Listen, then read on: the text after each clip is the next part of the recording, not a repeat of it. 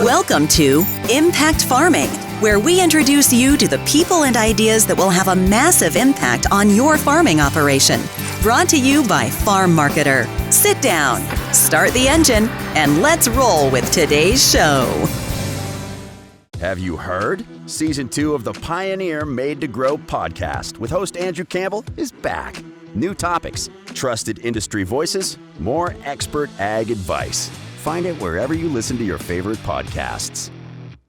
Hello and welcome back to another episode of the Impact Farming Show. Today we have a great returning guest. We have Ken Keis joining us. How are you, Ken? Well, I'm awesome, Tracy. And are you doing well? I am doing well. Farm's good, business is good. I am very happy. As you know, we're doing an episode here as part of our wellness series and kind of the tail end of mental health, because so many farmers have been affected by drought, grasshoppers, and that's on the back of several tough years. And as we record this, BC is flooding, parts of the states are flooding. So there's always stress in farming. So I'm happy to chat with you. Can I give you a quick introduction for our audience, and then I'll get you to expand on that, and then we can dive right in. How's that sound? Okay. Absolutely. So, Ken, you are a Ph.D. You are a foremost global authority on behavioral assessment strategies and processes, an expert in leadership, purpose, and wellness. You're an author, speaker, podcast host, coach, and a bonus point, you come from a farm. Did I miss anything? Yes, in fact, I had my own dairy farm. So there we go. So real life, worked in that environment. And the sidebar for the purposes of today's show, I also have a diploma in nutrition and genetics. So I actually used to be a nutritionist or a nutritional advisor to the dairy industry as part of the role that I had as a feed sales rep.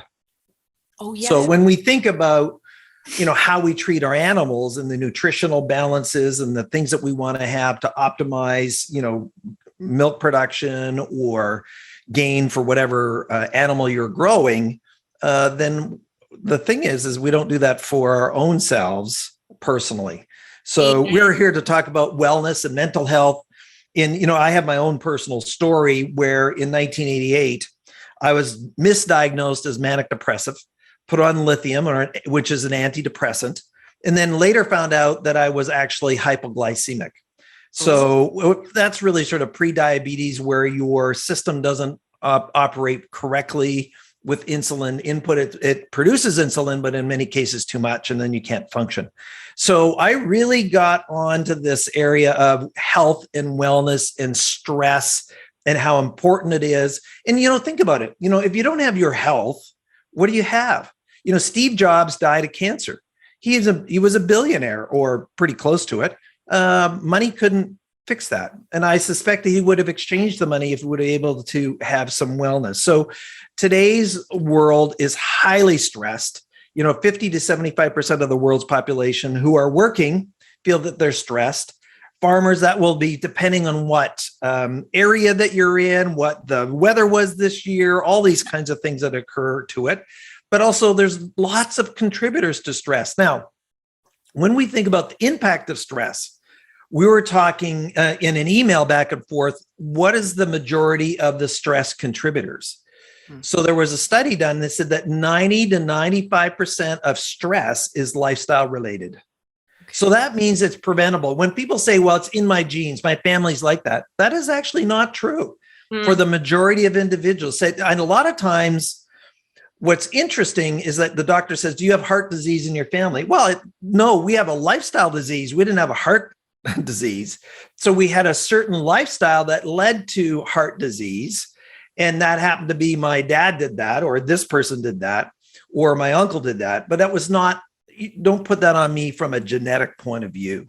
Now, the other thing that's really happening, Dr. Carolyn Leaf proved this in her research, is that our stress levels, our mindset, how we're thinking, because we're thinking about mental health in this show as well, can actually adjust the markers and how our DNA responds.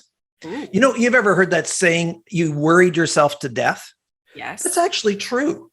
It's actually true, where you can actually physically manifest stress into your body in different ways, even through your thought process. So what I want to do today, because we're author of the Stress Indicator and Health Planner and an online course called Dying to Live, is in that assessment, we identify 120 questions. It's our longest assessment and tool to help identify what are the contributors to my stress level.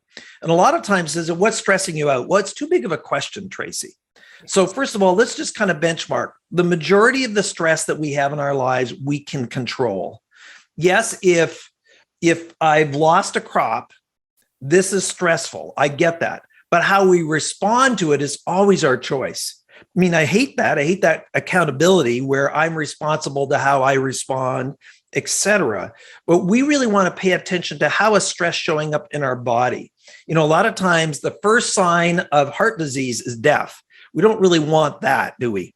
So we want to kind of back away from that. So how can I manage my stress levels? So first of all, what we do in the assessment is we need to pay attention to that our body really wants to heal. If it's in a healthy environment, it wants to heal. And we talk about 3 levels of distress. So behavioral, physical, psychological. So things like, okay, I always have a headache, or I really get sick easily. So when cold or flu season comes around, I always get it.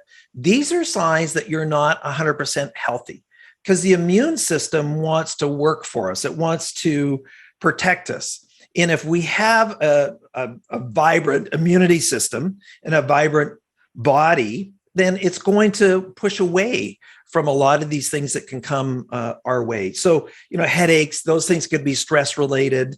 Maybe I'm not sleeping because I'm worrying about, okay, how am I going to pay the bills? I get that. I understand that, but we can still manage that. The other thing is, in today's world, input equals output. The last thing I want to put into my head is the news.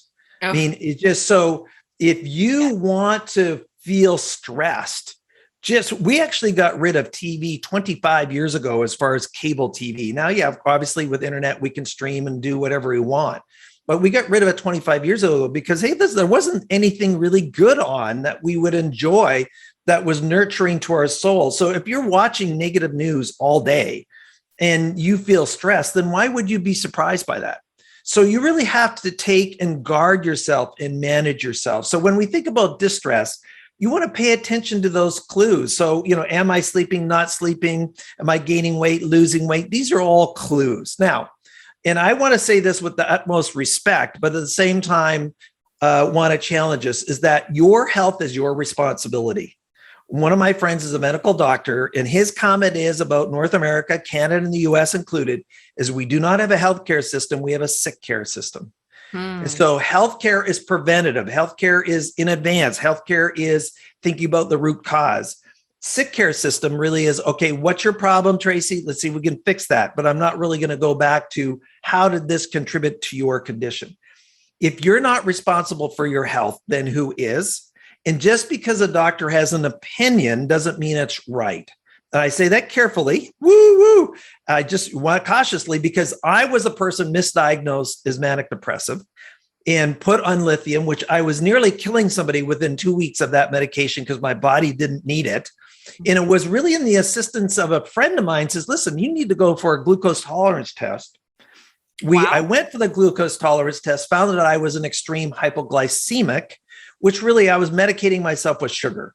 So if you're going to drink, a couple of liters, a couple of gallons of Coke a day, guess what? It's going to screw up your system. And if we think about the sugar in the diet that we have today and just the process, I'll call it the refined carbohydrates, those really are like injecting sugar into your body. So if you go back to TV commercials, when people in the 50s, everybody was slim and svelte and they weren't overweight. Now, 70% of North Americans are overweight or obese. And now that's a core morbidity, meaning your life immunity system and what they call metabolic disorder comes out of this obesity. So we need to manage that. And so what's really changed? Well, how we kind of manage the processed food. I mean, as a dairy farmer, I always drank whole milk. I don't even like, I'm sorry, farmers, pasteurized milk. No, I want whole milk. I don't want to homogenize it and do all those things. I just love the whole milk. So it never affected me negatively. I was always healthy. But if we think about the whole foods that are out there, rather than really processing it, then those are the most valuable to us. So if you're eating that whole carrot or those beans, or, then we talked about, what did Mom always say? Eat your fruit and vegetables. Make sure you've got that baseline, that as part of it, a part of your diet. Eat healthy and try to avoid. And you think about going to any store, which was all the candy aisle with all the sugar and all the different things that are there that affect us. Now, when I got my hypoglycemia, and Tracy, I'll ask you the question as a trivia pursuit one. What is the total amount of sugar that people eat in the North American diet per year now? Do you know what the number is? I don't know. No, it's probably. So just take a guess. Just take a guess. Come on, hostess. Yeah, got me on the spot. I should know that. I do know. What did they say though? A teaspoon of sugar depresses your immune system for 24 hours. I do some stat like that. I knew that one, but I don't know how much in a year. I can't even guess. Well, it was, we're now over 45 kilos or in some cases 140 pounds. So 45 kilos is 100 pounds. But you're starting to get, in some situations, some areas of the US, you're now at 140 pounds, 50 kilos. So you're talking about nearly a half a pound of sugar per day, because there's all this sugar injected into all these different components. A lot of people are junk food junkies. And so that's what they're eating. They're eating all these cookies. And hey, I'm not that I'm against desserts and stuff like that. But if that core part of your diet is this sugar, and why do we have, obese 6-year-olds? How does that happen? It has to be the input equals output. So from a dietary point of view, when I do that to my body, that's just going to naturally stress me. So if I have this sort of robust immune system, then my ability to tolerate stress is going to be increased. Now, I want to break down stress into 4 additional categories for the listeners today. Okay. Because a lot of times we think about stress as, okay, you're just talking about how I eat. No, just back away for a minute. Is first of all, we have interpersonal stress. So if you have relationships, if you have conflict, there was a study done, and it's in one of my books, where divorced women that retain their bitterness actually had, I think their longevity was shorter by 5 to 7 years because of that bitterness. So if I have stressful relationships, and if you think about family farms, now I left the family farm because Dad and I didn't get along. It was both of us tried to be in charge. It was extremely stressful environment, probably for him as well as me, as a 20-year-old coming back from college. So when you think about family farms, you have these dynamics where really you're intergenerational, then you have in-laws, outlaws, whatever that's occurring and happening on the farm. Is that managing those relationships, you don't need that added stress and pressure in a farm or any kind of business, quite frankly, as a result of that. Now, many people are in the farm or on the farm because it's family.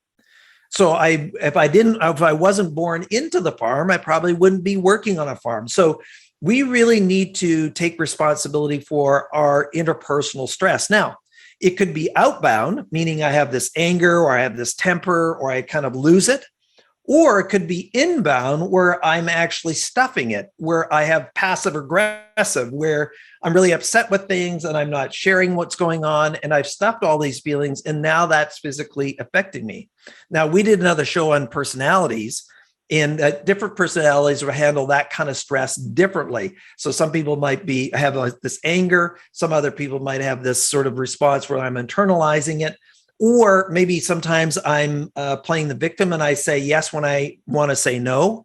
So all of these are contributing to my stress levels. I remember that even, my mom probably never watched this show, but one of the things she would do with 3 boys at home, it says, well, you never clean up after yourself. And I'm doing all this work. And I said, Mom, if you didn't clean up from ourselves, we'd actually eventually do it. But no, she would play the victim and she would pick all that stuff up. And of course, she would stress her because we're just kind of these teenage boys that weren't really cleaning up our room the way that we could or should. So when we think about stress, think about your relationships. Are your relationships healthy? Are they nurturing? Do you have stress? Do you have conflict? And if you do have conflict, why are you not dealing with it? Now, I was actually listening to another speaker just the other day, and he says, listen, a lot of times we blame the other person for where we have fragmented relationships. Oh, it's Tracy's fault, and she did this, and she did that. And I said, well, hang on. Here's what the speaker said. Well, obviously, you're the better person. If it's 90% Tracy's fault and only 10% you, then why don't you use your great interpersonal skills and resolve this? So, gotcha. And unfortunately, it's usually both, right? And not unfortunately, it's just the reality of it. So own your interpersonal stress levels and what's going on. Yes, Tracy. You know what I find mind-blowing? I won't go on too many tangents here. The fact that if I could redo, and no bad to the teachers, they do a wonderful job. They teach what they're supposed to teach. If I could redo the curriculum, there'd be a few different things I would do, but I would spend half the day with kids teaching them how to communicate and express themselves and work through conflict and work with different personalities. We're never taught that, Ken. Maybe if we're very lucky, maybe the school systems change, but maybe if we're very lucky and our parents have that kind of profession, they might teach you that. But where do you learn that stuff? You don't learn how to communicate, how to solve conflict. We're like fish out in the sea. Anyways, well, and that's the reality. No, it's so true. And then what happens is because we get modeled dysfunctional communications, then we perpetuate it down through the generations. And so I've never seen it. It's never been demonstrated. It's never been showed to me. I mean, I'm from Eastern European descent. You're not really supposed to show your emotions. You're supposed to stuff them, or you go over the top and you do express them in sort of a rage or a fit or some sort like that, because it's so frustrating for the individual because nobody seems listened to or heard. And this whole idea of, can I listen to your feelings without taking it personally? And can I do things where I don't communicate with you I do below the belt? It said, oh yeah, Tracy, you're always like that. Well, as soon as I say that, I'm going to be defensive. Or maybe I shared something last week and said, well, Ken, you said this last week. Now you're using it against me. So, I mean, that's a whole show around communication skills, yes. But this interpersonal side, that's to take the responsibility. People have not learned it. In learning it should be a priority. And I shouldn't should on you, but this is an area where it's very, very important. And if you've never had it modeled, then how would you even know how to do it, how to demonstrate it, how to experience it, how to teach it to others? So that's interpersonal. So the next component is really this wellness, which I began to talk about. So wellness has two sides.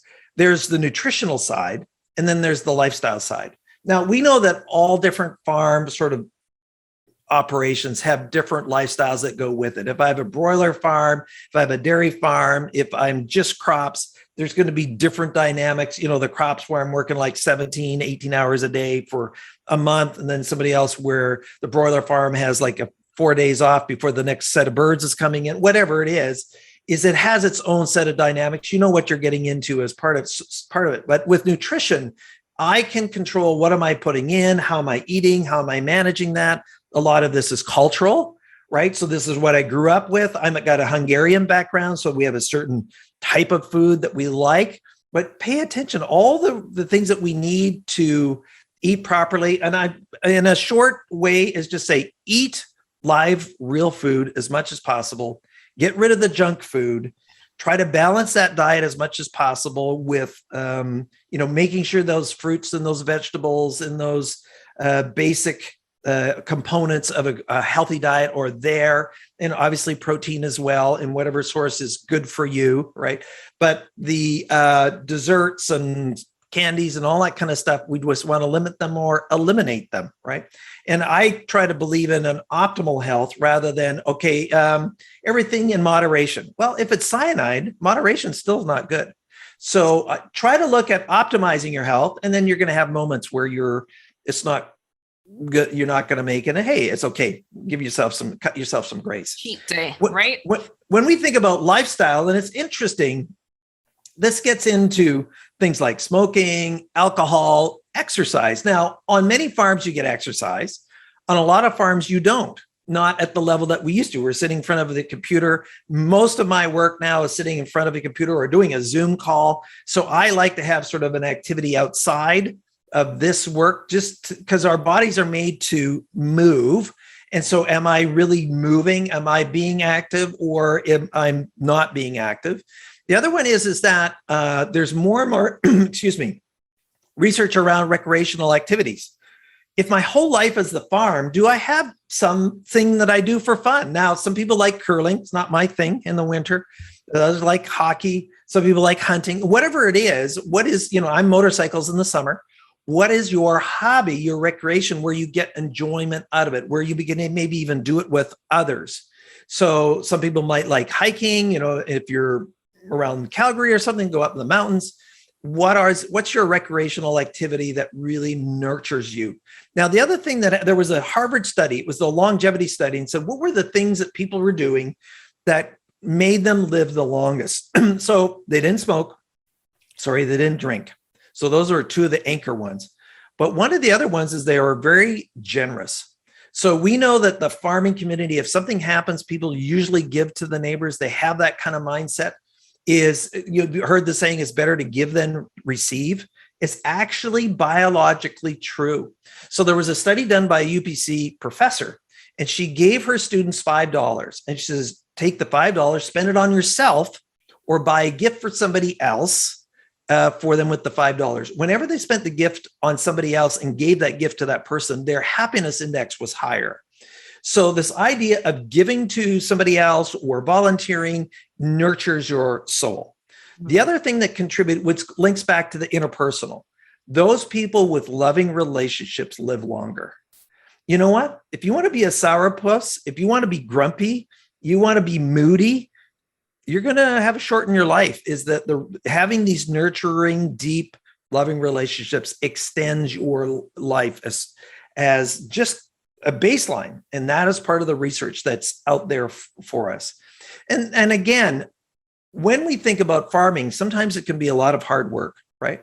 So paying attention to those things that you enjoy outside of it, which is not an addiction, is important for people to give yourself permission. I remember my parents, they got married. They went 14 years without a day off on the dairy farm.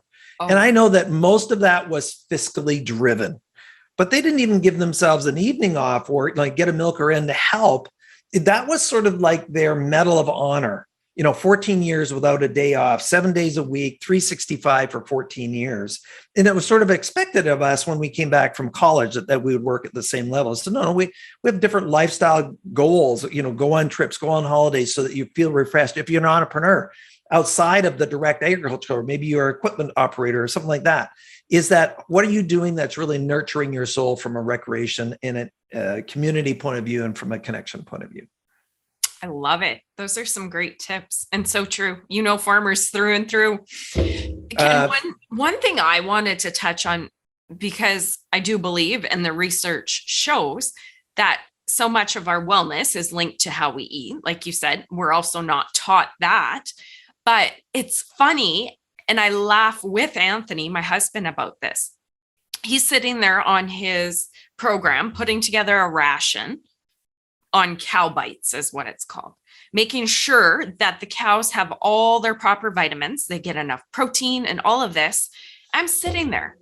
I'm like, how brilliant. And then I said to him, if there was a program or a person, which there is, and we spent that much time and energy on our health, how good would we feel? As farmers, I think we treat our crops and our animals better than we treat ourselves half the time. Or pet owners treat their pets. It's got to be a perfect food. Right. If they don't like it, it's complete. It's a comprehensive, complete food for your cat, for your dog, whatever your pet is. And you're right. Yeah. We do treat our animals better than we treat ourselves for the most part. The other one is because we have free will. The cows get this mixed ration. Sorry. But you drive by the ice cream truck and hey, dairy farmer. Yeah. And so, well, Mom, I want a fudgicle, I want a Rebel, I want whatever it is, I want a treat. And even from a lifestyle point of view, as human beings, remember, is that treats were rewards. So you do this, well, I get you this sugary treat. Well, that's actually backwards. So what I'm going to do is I'm going to negatively affect your health with rewarding you with food that's killing you. And I'm being dramatic, but yes, you know what I'm saying here is that You're right. We don't take responsibility. So it's not an information thing. Most of us know. But here's the reality is that sugar is more addictive than cocaine is.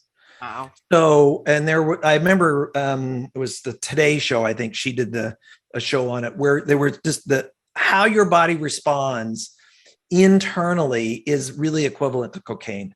And so that's why sugar is so difficult to quit for people, is they get involved with it and it gets into this metabolic disorder. And then you have this obesity. And then, of course, you have all these sub things that occur as a result of that. Now, one of the other things that comes in it, we actually have the next part of our assessment is around time. And now I know farmers, a lot of you have sort of certain restrictions on this. However, you get to manage a lot of discretionary time, except for maybe crops or whatever, where you have this certain, what are you doing with it? Are you planning it? A lot of times it's accidental. Do you have structure? As a person who went in as a ROP milk tester before I sold feed for Buckerfields, which was a subsidiary of James Richardson, I watched as there was just chaos. There was no planning. It's okay. The reason you don't have any time is it's chaos going here. Nobody knows what you're doing. There's no sort of strategy what's going on. The things that need to be done, for in the animal world is chores, and after that it's sort of operational. So I think this time where you can block some time off for yourself or block some time to do certain things is that you could have more control over your time than you think you do. And so you want to give yourself more credit for that and own the response to that. The other one is, when we come home at night, are we just watching TV and kind of vegging out with meaningless shows, or is there something else that we could do?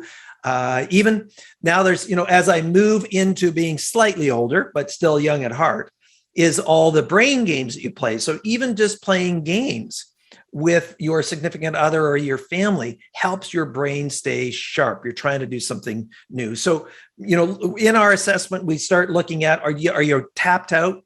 And even from a parenting point of view, where kids are involved with everything. So they have school, then there's dance after school, then there's hockey after school, then there's this other thing after school. They have no margins either.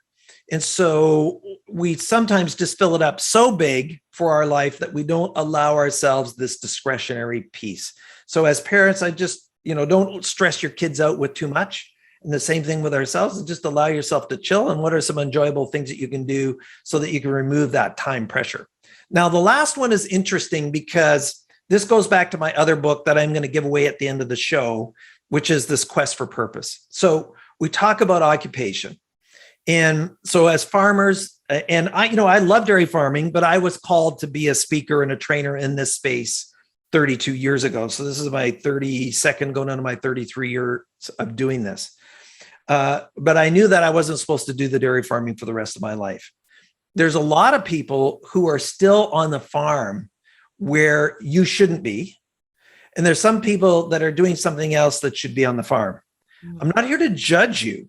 But if you're in an occupation that you're there really by default because you don't want to take the steps to get out of it, you feel stuck or whatever verb you want to use, then take responsibility to own your space occupationally.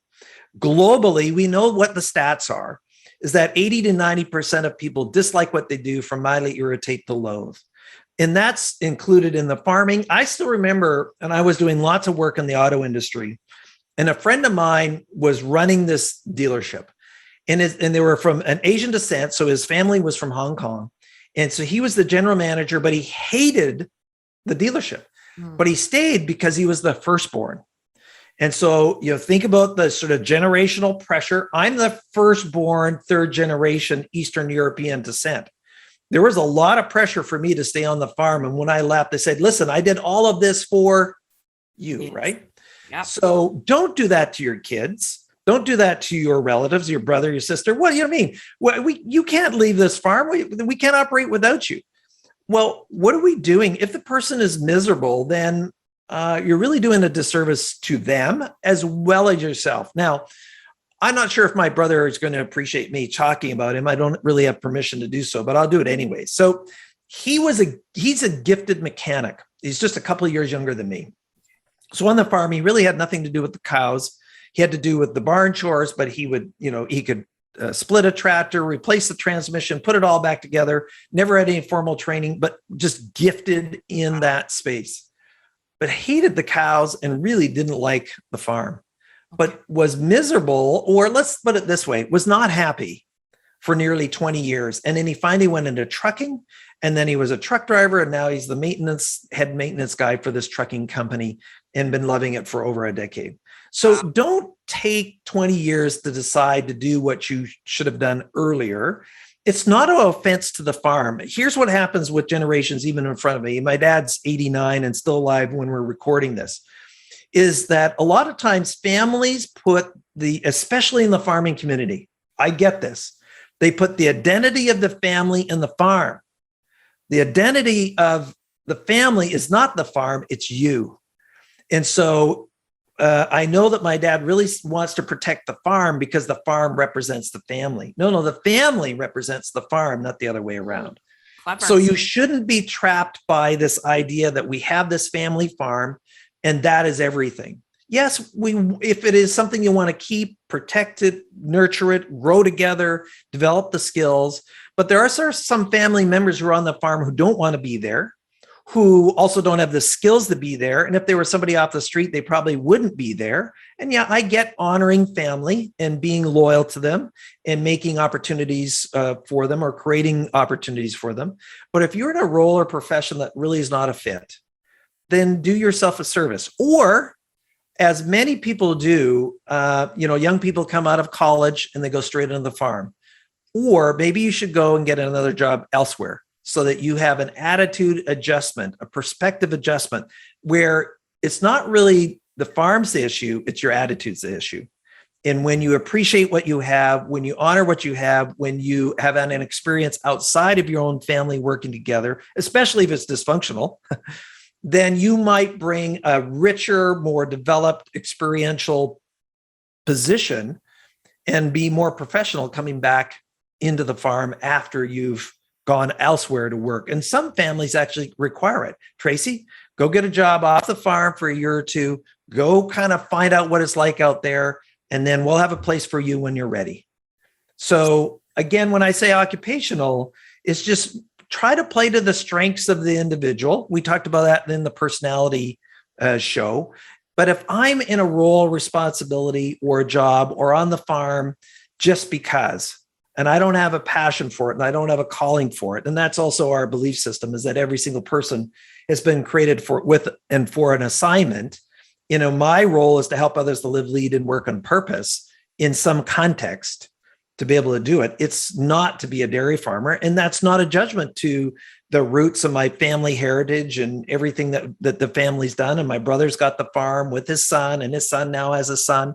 So now we're 5 generations on that farm. So, hey, that's fine. That's cool. But it wasn't for me, and that's for him, and that's okay. And so can we honor these choices? And could we even give people permission to investigate it, Tracy? Because I believe a lot of stress in family businesses, and especially farms, because they're so tight knit and there's this community that's around it, is that we really don't allow people to talk about this freely and openly in a way that allows them to communicate. And it could be that you have a hybrid thing. You know what, Ken, you're going to come back in crops, but during the other part of the year, you're going to have another business on the side that's going to nurture you. There's all kinds of creativity now out there. There's so much possibilities with the kind of businesses you can do, that you can run, to be able to play in to what your strengths are, what you enjoy doing, and who you are. Humans are interesting in the fact that we sometimes forget that we don't live forever. And I think people get complacent. I cannot imagine. Long time ago, I decided I needed to be passionate and enjoy what I do to do it. And if it was for too long of a period, there's commitment and then there's overstaying. But if there was too long of a stretch where I didn't enjoy what I was doing, well, it's not good for me. And you feel that in your body. And then you take it home, and then you're no good to the role, right? I just can't imagine spending your life doing something you absolutely dread. And I do believe that would be linked to illness. I firmly believe that. Well, it's absolutely can link to it. There was a Spanish study. It said 27% of people who were highly stressed was all related to their work. So it didn't say what work they were doing. It was just, here's a general population. So, maybe I'm a firefighter because dad or mom or somebody was in that space and now I'm doing it. It's not to say it's bad. I've seen this where in some cases, like our dentist, there's 3 generations of dentists. Every sibling is a dentist. Now, how do 2 brothers and a sister plus dad and plus grandpa all be dentists? It's sometimes, I guess it is what it is. And they seem to enjoy it. So there's no judgment to the fact that you love the farm and you're the 5th or 6th or 7th or 8th generation. There's no negative there. But if you're not supposed to be there, then do you have the courage to take the steps to walk your own path? And I know in a lot of cases, a lot of cultures, there's a lot of pressure for you to stay. It was for me because, say you betrayed the family by doing this. And I know that's their emotional state because they wanted to see this kind of move on. But at the same time, can we, be respectful enough of where people are going for their own journey so that they can be successful and contribute at the highest level? This is not being self-centered. This is being self-honoring. And that is a different position, meaning I was meant to do this. So I've been doing this for 32 years. I've done over 3,000 presentations. I still love doing these interviews or doing podcasts or doing training or doing certification, whatever it is. We have a dozen assessments and a bunch of e-courses that we've produced that we train other people on or share with or do Zoom or do in-person sessions with. I still enjoy doing it. And so if I didn't, then that wouldn't be my passion. And there's some of you who have been on the farm and you're 80 and you still love it. Great. That's good. But if you're not, or maybe the farm needs to go in a different direction and there is a new line of farming that you want to do. Maybe it's greenhouses or maybe it's something like that. And I have interest in horticulture, but you don't, right? So you can actually mix and honor the diversity of people's needs by thinking about that. So when we talked about stress, all of these contribute to your personhood. So that's why a lot of people appreciate our stress indicator and health planner, which has the 120 questions, because what is it that's really stressing me? And so you don't necessarily know what questions to ask. So you take the assessment and then you find out where's the low hanging fruit. So what are the things that I could address right now, interpersonally or nutritionally, lifestyle wise or occupational wise, and even distress, and then address that and then slowly move towards a healthier situation because stress produces cortisol. Cortisol starts killing you, right? And so and creates these lifestyle illnesses, which can be heart disease and high blood pressure and hypertension and cancer and dementia. All of these are linked to stress-related situations. So we can own that. We can be healthy. And as you mentioned around mental health, all of these contribute to our mental health. If I'm doing a job that I hate, I'm not going to be as resilient. If I have interpersonal conflicts, then I'm not going to be as mentally healthy as well as I'd like to be. If I'm not sleeping and my lifestyle doesn't represent that, I've been eating unhealthy and I've got a bunch of sugar in my diet and it's all kind of messed up in my system, then again, my mental health is going to be eroded as a result of that. So we want to take a multi-pronged approach, a holistic approach to my wellness. And that's why we created the course around the assessment called Dying to Live, Breakthrough Stress Strategies and Health Practices, so that a person can just take the time to invest in yourself. You're worth it to be healthy. And if you have that health, then I can bring my best self in whatever, contribution you're going to make in agriculture or outside of it. I love it. That was great, Ken. This stuff is my jam. I love this. You know what? I just like personal optimization for best performance. That is what I love, whether it's mentally or physically. I kind of try and treat myself like an athlete in life, like an Olympian. Life is a long game and I want to perform very well mentally and physically. What do I need to do? So I love this stuff. We chatted a little bit about stress, disease, We chatted about some suggestions on how to live a better life. We chatted about your tools. Do you want to chat about anything a little bit more in depth? Well, we will. I'm just going to make sure we don't miss the free gift so that they have that. Okay. So when we think about getting your purpose organized, we're going to give you my free book, which is The Quest for Purpose. We gave it away in the last show that we did as well. And it's at Keis, KENKEIS.com/farm. I don't know how we came up with that subtitle, but if you go in there, you opt in and be able to get a free copy of the book. Well, we can go wherever you want when we think about one of the things I didn't talk about in nutrition is you were talking about your husband doing these ration optimization, and that's what I used to do. And you talk about calcium, phosphorus, magnesium levels and ratios, and is it 2-to-1 and all these things. I still do believe that if we want to optimize our health, that we take our own sort of nutritional side in charge. And I do a lot of supplementation. Okay. So we live in the north. There's just not enough vitamin D in our system when you're above the 49th parallel in the winter. You need to get those blood serum levels of vitamin D up. The only way to do that is either you're going to go into a tanning bed as a farmer, probably not, or you're going to take some vitamin D. Now, interesting. A lot of times there's these studies around, taking vitamins and they are ineffective. Here's the problem. They're not taking enough.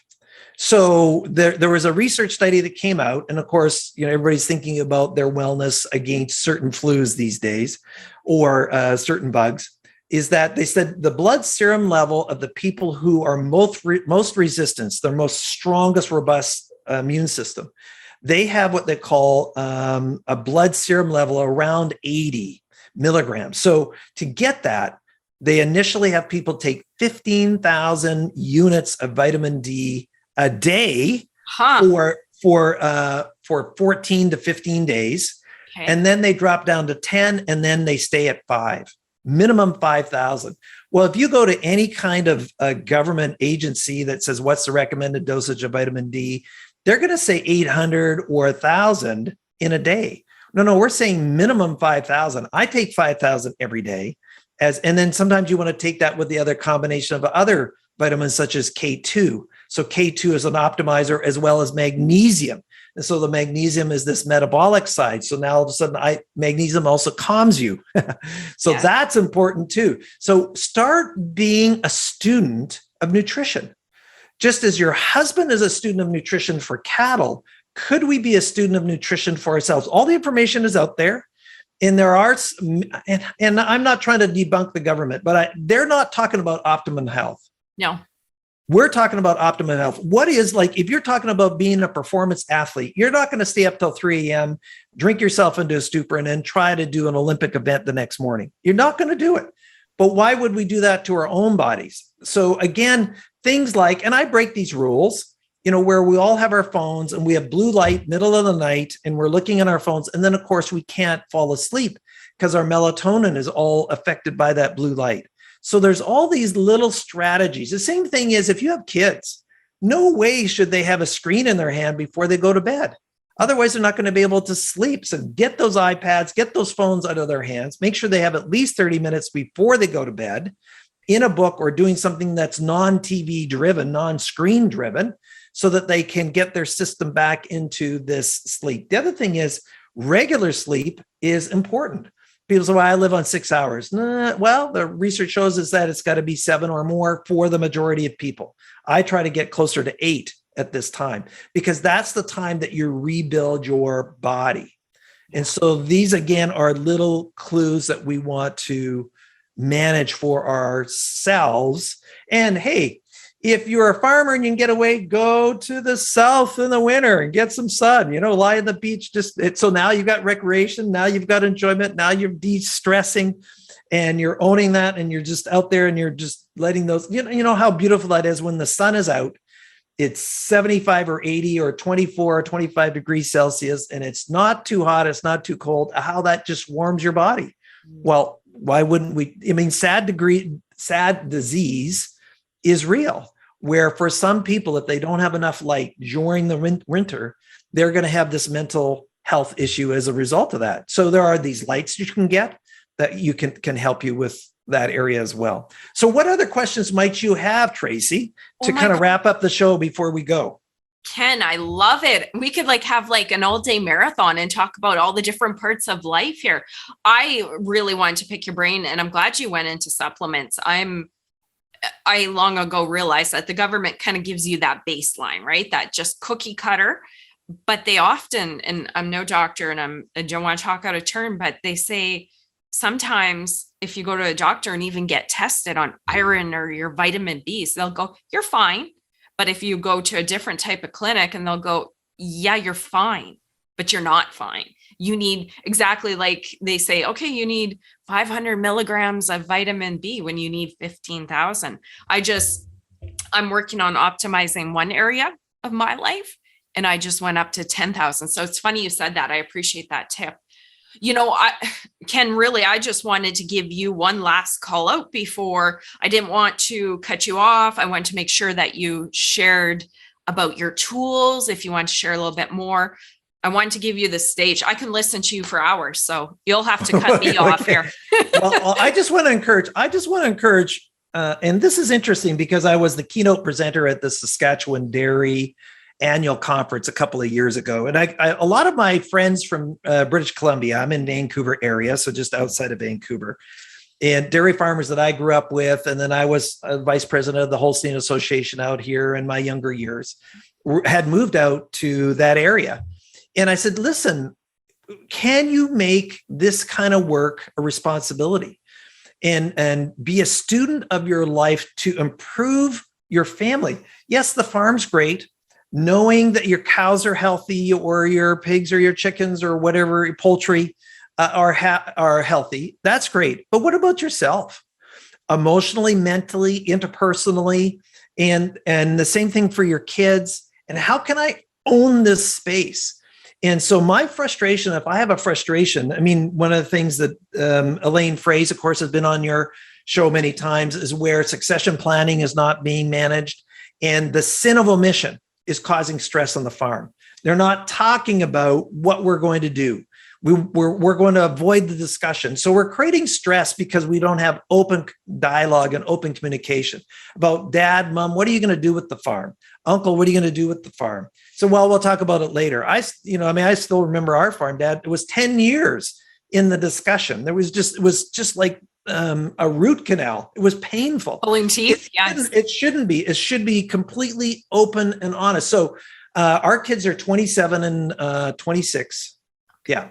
And so we just went through our whole end of life package with them. Wow. All the documentation. Here's the will. Here's what we've instructed. Here's what we're doing. They actually had less interest than we did. And so when we think about stress, is that can you actually be proactive in all parts of your life? It doesn't happen by accident. And I remember one farmer saying, you know what, my kids will find out what happens when I'm dead.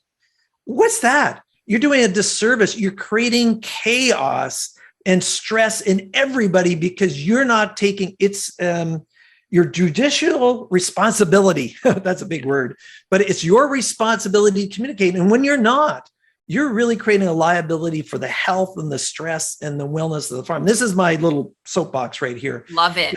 Is that now small business, this is true for a lot of small businesses in the auto industry. There's millions of dollars in many dealerships that are being transferred down through family members now as groups and that get bought. But I remember when I was a consultant to it, a lot of these same problems were happening. Dad was in charge, the son or daughter was doing all the work, and there was no conversation about anything, about management, transition, succession planning. What does this mean? All of these things require time, they require intentionality. I've been hired recently for a very successful berry farmer, and just to kind of manage the transition with the farm and the family. A lot of times you need to get external help. You have an accountant, you have a lawyer, Why wouldn't you have a coach for your family? That's what Elaine does. That's some of the work that I do as well, to help you get to the other side. This is not an embarrassment that you can't get there, because these are complex relationships. And sometimes you need a facilitator to help you to get there. So really going in, asking the questions, what do you want confidentially? What have you not shared that you wanted to share with the family? And just really nurturing that. And all of these things, again, reduce the stress.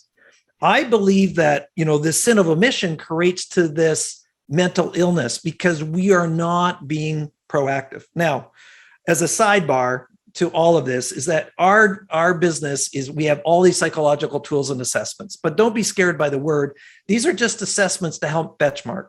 You do feed testing to know the nutritional level. You do testing of the land so you know the nutrients in the land. Why wouldn't you do it for yourself?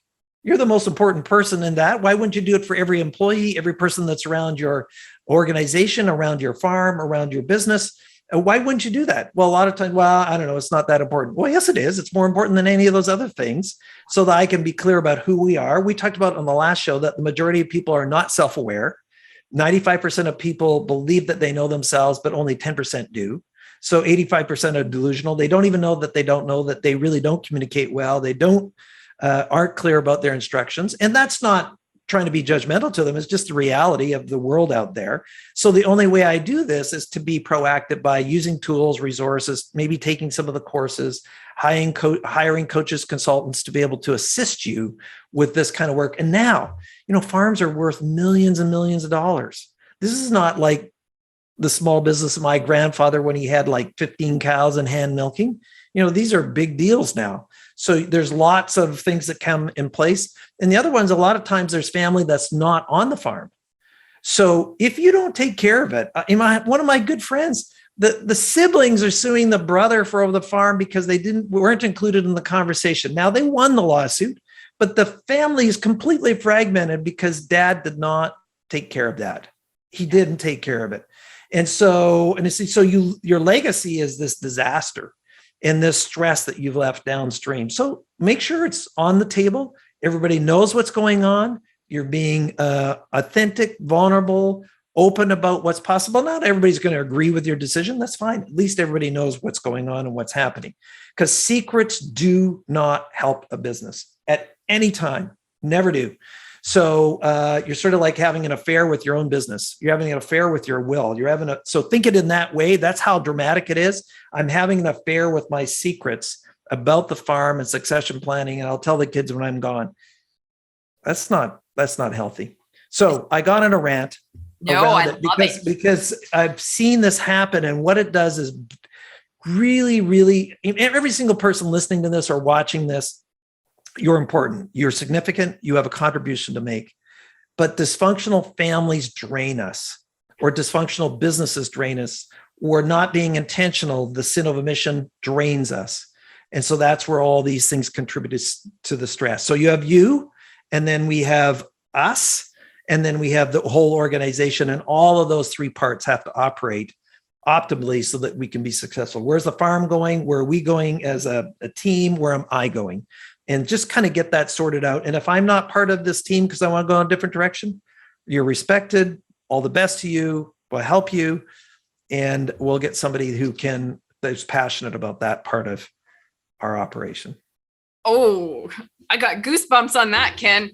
Honestly, if we could have you and our amazing consultants sitting at the kitchen table with every farm family, we would change this industry overnight. But it starts here on shows like this and the work you do. So it's wonderful, Ken. I could talk to you for hours and hours and hours. I want to give you one final call out, unless you have anything else to add, where people can connect with you, look at your tools, your books, and your courses. Okay, I'll give you two addresses. So you're going to have the free gift at Keis, KENKEIS.com/farm. But if you just go to kenkeis.com, you'll also find out more about me, coaching, mentoring, training, consulting, whatever is needed there. And if you want to learn about the tools, and you'll put it in the show notes, crgleader.com. The tools, you can go there 24/7, purchase them, complete them on your phone. You'll be able to get your wellness assessment within 30 minutes of watching this show. Done. Just go to crgleader.com, look for the Stress Indicator Health Planner, complete that assessment, you'll have a benchmark, or go to the online course tab and take the whole course and learn more, and maybe even watch it with your significant other and get a sense of where are you at, here are the clues, and I take you through step-by-step strategies out of that entire assessment for them, or the personality one of the other ones there. So enjoy. And if you do have questions, obviously just contact me directly, ken@crgleader.com, and I'll respond to you personally. Love it. Thank you so much, Ken, for sharing your time, your wisdom. I love our conversations, and I can't wait to have you back on the show. So thank you very much. Thanks, Tracy. Much appreciated. Wonderful. And you watching, thank you so much. If you enjoyed this episode as much as I did, like it, share it, get it out there, because every single farmer needs to hear the words Ken just shared and access the tools that he has. I think it's a game changer. So thank you guys, and see you on next week's episode. Bye-bye. You've been listening to Impact Farming. For more great episodes and articles designed to help you manage and grow your farming operation, head on over to farmmarketer.com. Don't forget to sign up while you're there. We will see you on the next episode.